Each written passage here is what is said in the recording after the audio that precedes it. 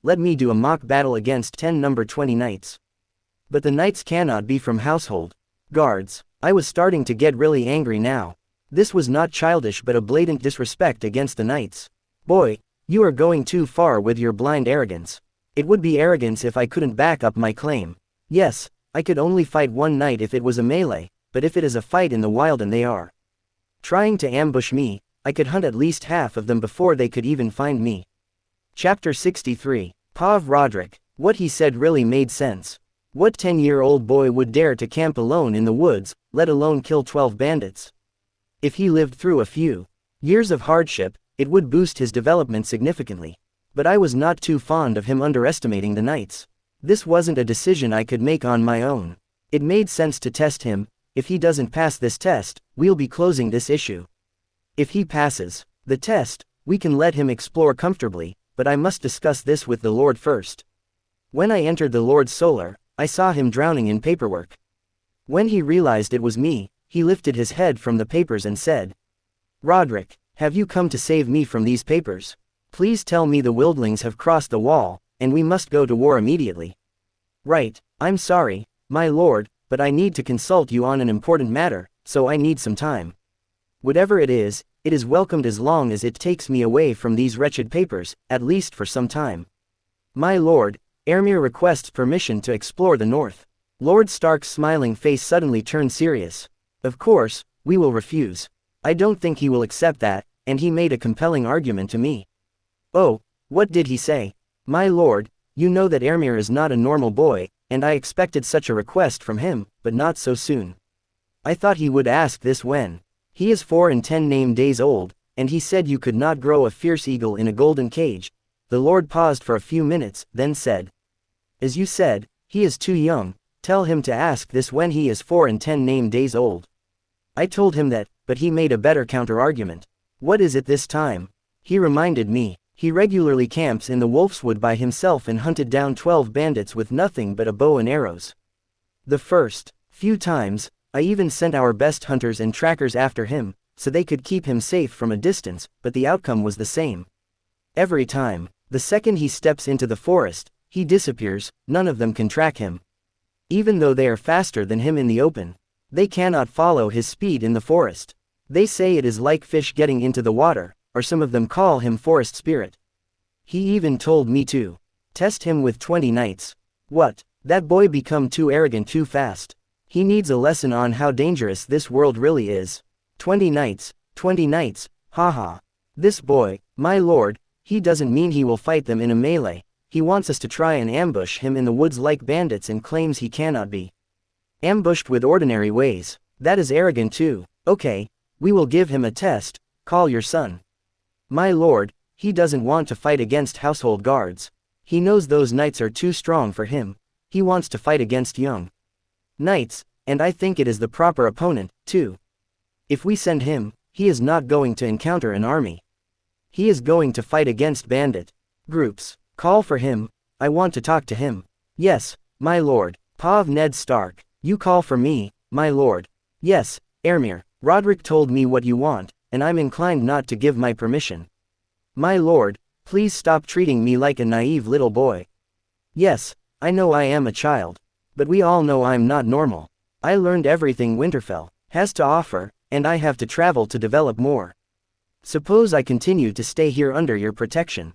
I will go stagnant if I want to grow more powerful. What I need is a challenge, not protection."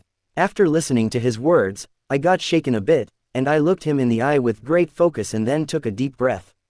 This boy, every time we talk, I can't win against him. He is like a force of nature, unbreakable, untamable, and every time wears me down with his answers. What is your hurry? If you asked for this 3 or 4 years later, I would have granted it without thought, but no, you are too young. Yes, I know you are strong, and I bet you can beat most grown-ups in a sword fight. But I still think this is still too early. If I gave you this permission and you got hurt or worse, I would feel like I betrayed the North. My lord, I don't even want to waste one day of my life in stagnation. To me, 3 or 4 years that I'm going to spend here without doing anything would feel like 15 or 20 years. I don't understand him. It feels like I'm talking to an old man, not a 10 named day boy. he has the wanderlust of a little boy that wants to discover everything in his home but at the same time has the logic of a wise old man. He is a giant conundrum. I cannot deny I want to see if he can win against 20 knights in an ambush. Will you tell me how it is possible you cannot be ambushed? Like I explained to Sir Roderick, if I'm out in the open, nobody will be able to ambush me, thanks to my ravens. They will always warn me if a human gets close to me. Your ravens? How? I was confused. How could a raven tell something like that?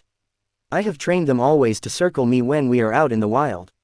So, when they see a human, it is very easy for them to spot humans when they are flying, and the enemy has no idea they are being watched. After spotting someone, they will come to me and perch on my shoulder. Then point in the direction they will be coming so I will always know if someone is getting close. This way can decide if I'm going to fight or flight. I was shocked. How? How can you train an animal like that? How is that possible? How do maesters train ravens to travel from one point to another? I do the same with years of patience and a little bit of talent. Chapter 64. Everyone was getting ready to go to Wolfswood. I went to Lord Solar to speak with Lord Stark and Sir Roderick. My lord, I have come to discuss something with you. Come on, Ermir, what is it you want? My lord, I ask you not to inform the knights of my ravens. Why, if they don't know that, you have a great advantage. My lord, anyone I meet in the outside world will not know anything about my ravens. If you see a raven on tree branches or in the air, will you turn and look again? No one will notice. Okay, you are right. We won't tell them, but we need to level the playing field a bit. Then you will get lesser arrows, and you need to make them count. Yes, my lord, and I want to see these famous ravens. Could you show them to me? If we open the balcony, I can call them in with a whistle. I opened the balcony door and whistled. 2 ravens came through the door a few seconds later and landed on my shoulder. Didn't your ravens have white feathers on their foreheads and wings? Asked Sir Roderick. Yes, it used to be, but those feathers fell out when they got older. These 2 ravens weren't Poe and Erebus, of course. If Sir Roderick had seen their present size, he would have mistaken them for monsters. The last time the people of Winterfell saw them, they were 70 to 80 cm in size. These 2 ravens were 60 to 70 cm in size. Sir Roderick didn't quite understand the difference, for he wasn't very interested in my ravens. These 2 ravens were the biggest I could find in the murder of Poe and Erebus. Lord Stark approached me. I'd say these are the biggest ravens I've ever seen.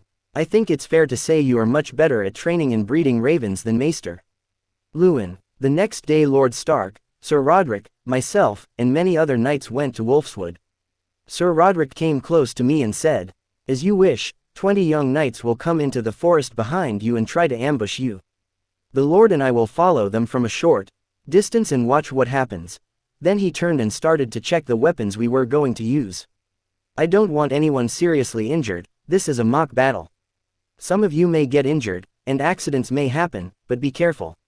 If you break anything, I will kill you. All the knights started to laugh. Then he continued. All of you are going to use blunt steel swords and cloth-tipped arrows, so be careful and show this brat he has a long way to compete against. You lot. All the knights raised their swords and cheered. He turned to me and said, "As for you, you will get 25 arrows, and what do you want for the close range?" I don't think I'm going to need something for close range, but it is better to be safe than sorry. I will get a sword and a dagger. You can go in when ready. They will come after you after the sands run out in this hourglass. The hourglass he holds is not that big. I think it will last around 5 minutes. I started running towards the forest with all my might. When I got away from them a little bit, I used the Volan Kelly aspect of cat and Ananis Motu traceless movement buffs. I didn't need the strength buff for now, but I needed to move quickly and without leaving a trace. After running for about 5 minutes, I crouched behind a bush of tall grass. Now that we started to enter the winter, the forest was freezing cold. But there was not that much snow on the ground because the snow season had not come yet. I could clearly see the steam that formed with every breath I took. Promodines locate animals, human. As soon as I cast the spell, I could clearly feel the locations of all the people moving towards me and their distance from me, and thanks to the traceless movement, they will not find any trace of me. They were all advancing blindly in a wide formation. Sir Roderick thinks I'm underestimating the knights, but I'm the one being underestimated. There is no other explanation for approaching me with such a ridiculous formation. They were all in a big misunderstanding. They were not the hunter here, I was the real hunter, and I had 20 rabbits to hunt. Promodyne's locate animals spell had grown stronger with my level up. Now I can sense up to 3 kilometers, and the buff lasts an hour. After making a little plan in my head, I started to flank them from the left side. There were around 100 meters between us, none of them able to see me from this distance in the forest, but thanks to my augmented eyesight, I could see them like they were right next to me. Volan Tor, aspect of ox, Volan Grives, aspect of bear, Aludo Gelmio, warding wind. After getting fully buffed, I started to get close to them. If I had regular arrows, I could hit them from 70 to 80 meters, but because it is cloth-tipped, this cuts the range to almost half. If this was before the level up, I had to get close to 30 to 40 meters, but thanks to the level up, my elemental control is heightened. Now I can use wind element to boost my arrow range. I still can't put mana into my arrows, but I can add some range by creating a wind tunnel in front of me. There are 2 drawbacks to this wind control. Its duration is too low and lasts only a few minutes. The second drawback is I can only do it when I'm stationary. For 2 mana, I'm getting close to a 20-meter range buff. I think it is worth it. I get as close as 60 meters, pull 3 arrows from my quiver, and fire one after another. 2 hit the mark, but the last one missed the target. He is here on the right side, 2 down.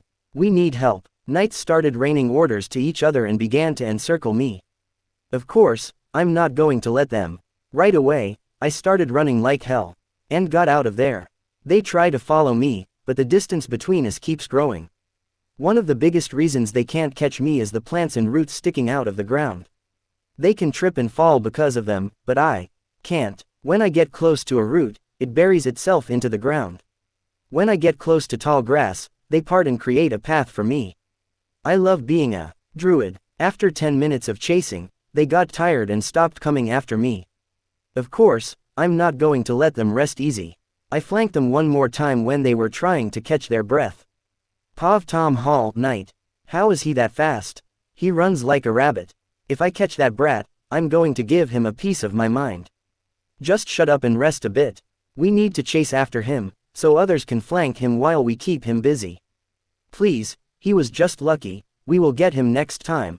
Why are they underestimating him so much? If this were a real fight, he would have killed 2 of us so quickly without any problem, and if I didn't trip, I would have gotten hit by the last arrow. I got up and said, "Why are you underestimating him so much?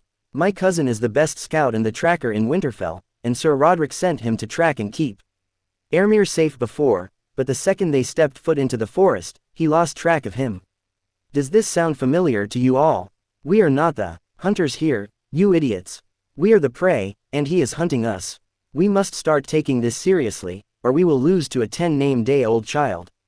Buddy, why are you so serious? Relax, we will get him." The second he stopped talking, an arrow hit him right on his forehead. AHHWWWW. Damn it, I was not lucky this time and got hit in the chest too. He is going to eat all of us as snacks.